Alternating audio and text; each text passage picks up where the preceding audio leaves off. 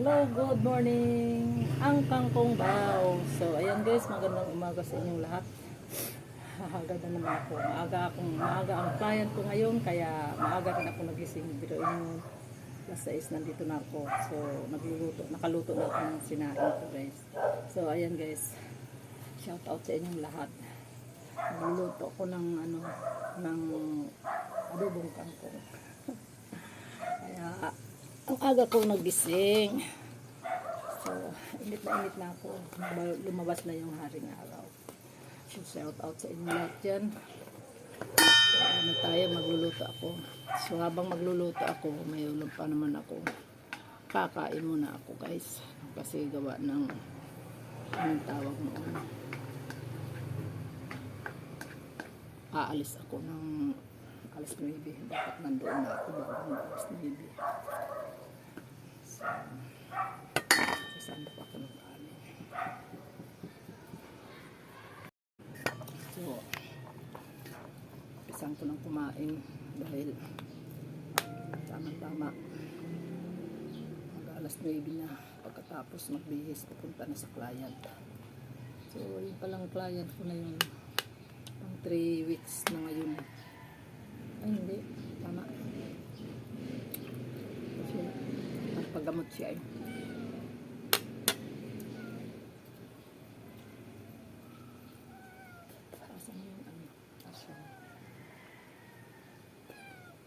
Anong ginagawa mo dyan? Asan ka? Ay, oh. Andiyan ka pala natulog.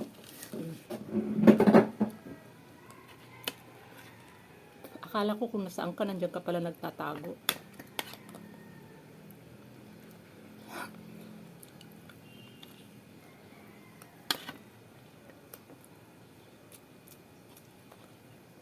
Magaling pala yung ano mo ha.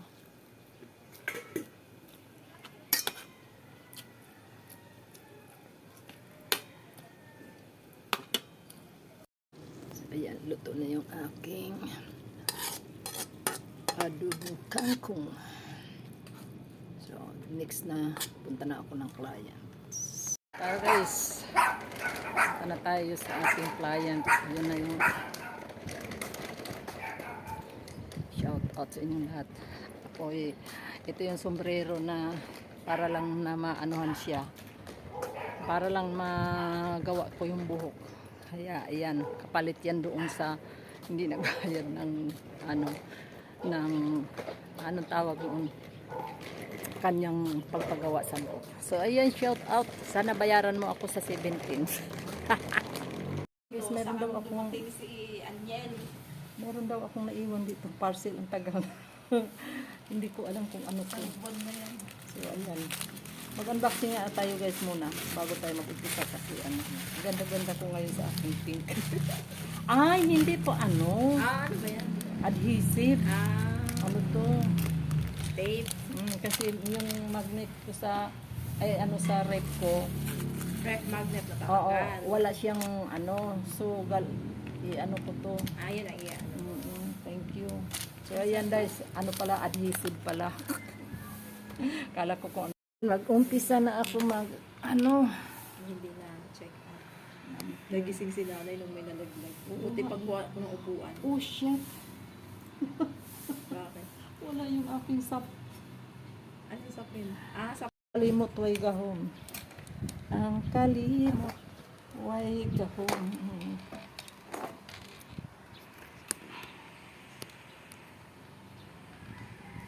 Kalimutan ko na naman yung aking yung aking sapin.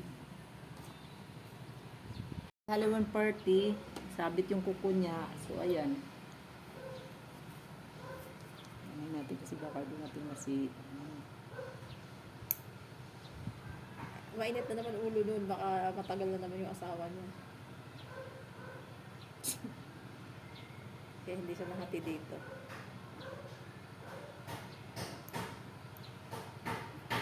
Pero nandito siya kahapon. Oo, andito siya. Sabi ko nga, dito na siya matulog eh. Wala rin siyang damit. Bakit nag-iisa lang siya sa Condo. Mm-hmm. Kasi nga, hindi sila magkasundo ng anak niya.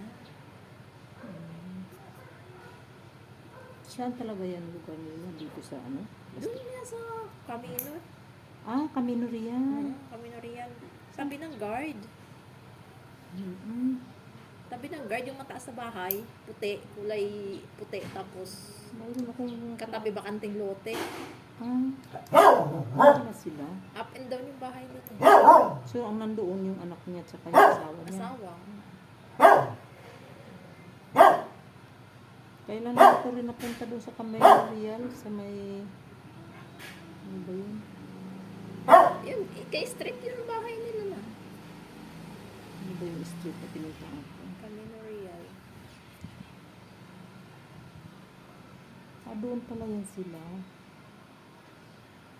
Camino Real pala. Wala mo, may ano ngayon. May medical mission ngayon. Saan? Pupunta nga sana ako eh. Saan? Sa Almansa. Anong medical mission?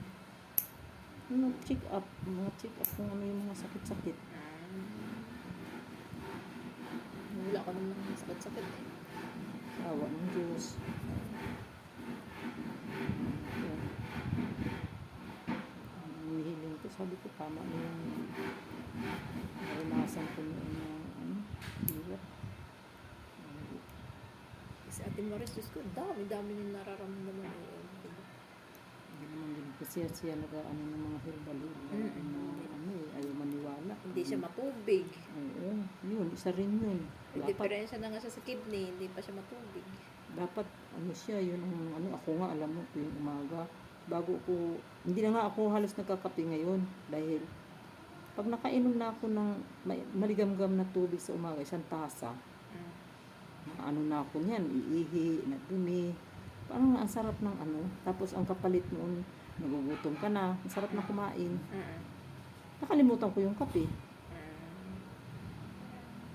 parang wala na akong ganang magkape tuloy, kasi nauna yung tubig eh.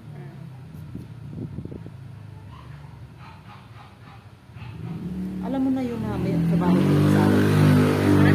Alam mo na yun na may trabaho ang asawa ko. Dyan?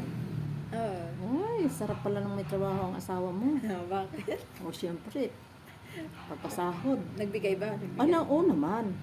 Buti. Diba, may share ka naman yung nagsishare na sa bahay. Siya, Correct. ano tawag nito? Siya na lahat bayad sa bahay. Yung sa akin parang pag pangkain lang. Kasi sa kanya, Kasi regular sa kanya eh. 10,000 a month. So 5,000 every 15. So, 3,000 sa akin, sa kanya 2,000. Kaya pabili! Ba yan, nagpapampedicure pa ako eh. Ano yun? Buko. Ano na lang yan? Plastic muna. Ha? Kuhanin ko pagkatapos na.